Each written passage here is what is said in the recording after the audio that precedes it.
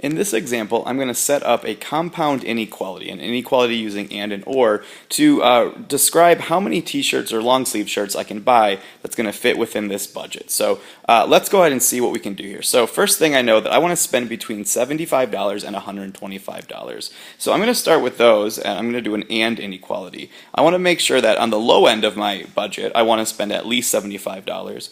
But on the high end, I want to make sure I don't spend more than $125. So I'm going to use those to set up sort of the bounds or the range of how many shirts I can buy. In the middle is where I'm going to put my algebra part of this problem. So I can see that I'm buying short sleeve shirts for $12 each and long sleeve shirts for $20 each. And it tells me actually a little bit more. I know I want to buy 3 short sleeve shirts no matter what. So let's start with that. So 12 short sleeve shirts, and I'm buying 3 of those, which I could go ahead, I guess, right away and multiply to 36 if I want to. But in addition to that, I want to buy some long sleeve shirts, and that's where I have some money to, I guess, play with. I could buy a few or more depending on where I want to fall in that range. So my long sleeve shirts, recall, were $20. I don't know how many of them I want to buy when I don't know something in algebra. Let's use a variable. So I'm just going to use x. You can use whatever variable you want that would make sense to you. So there's my and inequality, my compound inequality setup. So now let's go ahead and solve this.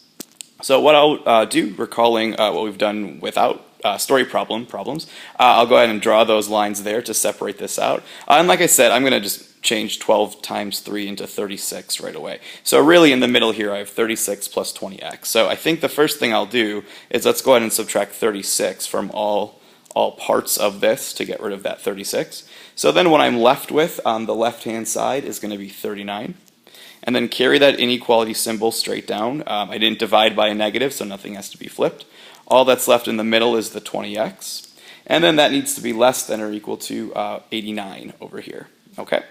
One more step, then I want to get x by itself to figure out the number of shirts I can buy. So let's divide by 20.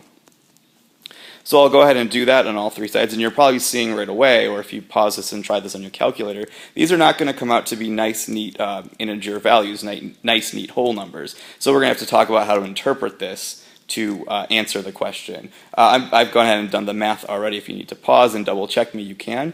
But I find out that x, the number of t-shirts I can buy, I want to buy more than 1.5 shirts. 1.95 shirts, but I want to buy less than 4.45 shirts. Well, again, always go back and read the question and see what you're trying to figure out, and make sure, in this case, we're going to write a sentence to describe our answer as well. Hopefully you're realizing right now, if x is standing for number of shirts, there's no way I can buy 1.95 shirts. That doesn't make sense. So since this part of my inequality says that x has to be bigger than 1.95 shirts, that must mean I'm buying at least 2 shirts. I have to go up from there. X has to be bigger than 1.95. So I'll need at least 2 long sleeve shirts. But on the other hand, I can't buy more than oops, I spelled shirts wrong down there. There we go. I can't buy more. If I switch colors real quick, I have to make sure that x, how many shirts I buy, is less than 4.45 shirts. Well, again, I can't buy a decimal number of shirts. So at most, I can buy 4 long sleeve shirts. I'm just going to put 4 long for right now. So that's going to kind of describe the range of shirts I can buy. So I'm going to say I can buy, and then I'll just say between 2 long sleeve shirts and 4 short sleeve shirts. And so if you can kind of piece this together to make a sentence out of, I'm not going to rewrite the whole thing, that's going to be the sentence that describes this. And it's super easy to go back and check. We know we're buying 3 short sleeve shirts, so let's go ahead and take 12 times 3, the $12 for those. And let's say we just do 2 long sleeve shirts at $20. And you'll see that we spend at least the $75 that we want to. On the other hand, if we go to the high range of our budget, if I take the 12 times 3 for the short sleeve shirts, plus the 20 times 4, I'll see that I'm still underneath the 175. So anywhere between those 2, 3, or 4 shirts, I'll be in my budget.